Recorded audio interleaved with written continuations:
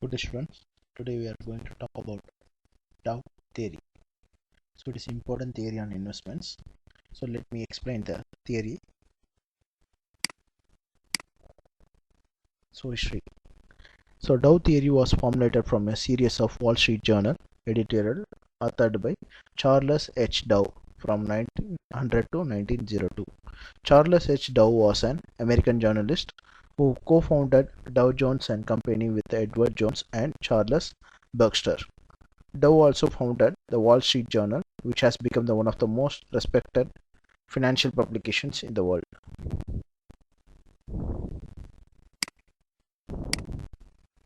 So what is Dow theory? So Dow theory is an analysis that explores the relationship between the Dow Jones Industrial Average and the Dow Jones Transportation Average. When one of these average climbs to an intermediate high, then the other is expected to follow the suit within reasonable amount of time. If not, then the average shows divergence and the market is liable to reverse course. So Dow Jones Industrial Average and Dow Jones Transportation Averages are its weightages. The theory explains how the stock market can be used by investors to understand the health of the business environment. It was first theory to explain that the market moves in trends. While a lot has changed in the stock markets over the years, the basic tenets of Dow theory still remain valid. So what are the basic tenets of Dow theory? The market discounts all news. Number one. This principle explains that any information available in the market is already reflected in the price of stocks and indices. This includes all the data such as earnings announcements by companies, rise or fall inflation, or even sentiments of investors. As a result, it is better to analyze price movements instead of studying earnings reports or balance sheets of companies. The market has three trends. So primary, secondary and minor trends. So primary trends have three phases. So uptrend, downtrend, and the three phases of primary uptrend. So accumulation phase, public participation phase, and excess phase. So the accumulation phase will the notice how high and low is higher than the previous peak through. Then after the accumulation phase, the public participation will take part in the shares. So again, once the public participation takes place, the volume of the shares will be huge. Then excess phase will comes into occur. Then three phases of primary downtrend. So after uptrend, we have a downtrend. There is a distribution phase, public participation phase, and panic phase. The same will be like a selling also. So like vice uptrend, so downtrend also the distribution phase will starts with. After the public participation phase, the panic phase will comes in. Indices must conform each other. In order for a trend to be established, Dow postulated indices or market averages must conform each other. Dow used two indices, namely Dow Jones Industrial Average and Dow Jones Transportation Average, on the assumptions that if business conditions were in fact healthy, as a rise in the DJIA might suggest, the railroads would be profiting from moving the freight the activity required. If asset prices were rising but the railroads were suffering, the trend would likely not to be sustainable. The converse also applies. If railroads are profiting but the market is downtrend, there is no clear trend.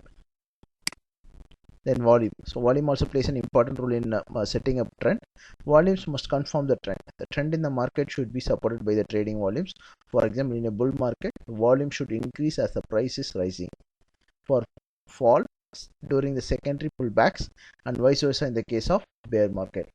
Then trends continue until definite signals indicate otherwise. The reversal in primary trends can be confused with the secondary trends. Then technical analysis. The technical analysis is the financial analysis that uses patterns in market data to identify trends and make predictions. It's used to evaluate investments and identify trading opportunities in price trends and patterns seen on charts. Technical analysts believe past trading activity and price changes of security can be valuable indicators of securities futures price movements. Then primary trend. The largest trend lasting more than a year affects the movement in the stock prices, generally lasts between 1 to 3 years, but could vary in some instances. Regardless of trend length, it remains in effect until there is a confirmed reversal. Example, if in an uptrend, the price closes below the level of low of previously established true, it could be a sign that the market is headed lower and not a higher. It is important to identify the direction of this trend and trade with it until evidence of reversal is received. Let we see this uptrend. Let we take a chart of Wipro. So from the low, we can everything we can find out that the phase started with the uptrend. This will be a buying session, then public participation and distribution. The same will be for downtrend. Let's see the trends. So it's going up. So it cannot break its lows, but it is getting a base from the highs. See. So everything will be the clear. The given above is a candlestick chart of the stock prices of Wipro Limited. The graph shows primary downtrend during the year 2000 to 2001. Then a primary uptrend through the year 2002 to 2007. So you can see the years 2002 to 2001 it was a primary downtrend, and 2002 to 2007 it was a uptrend. Then secondary trend. So intermediate trend lasting 3 weeks to 3 months. Usually associated with a movement against the primary trend. It is a correction to the primary trend. Example, upward primary trend will be composed of secondary downtrends, that is movement from consecutively higher high, consecutively lower high. In a primary downtrend, secondary trend will be an upward move or rally. Movement from consecutively lower low to consecutively lower low. Traders would use this to confirm the validity of the correction with the primary trend if the short-term highs fails to create successfully higher peaks.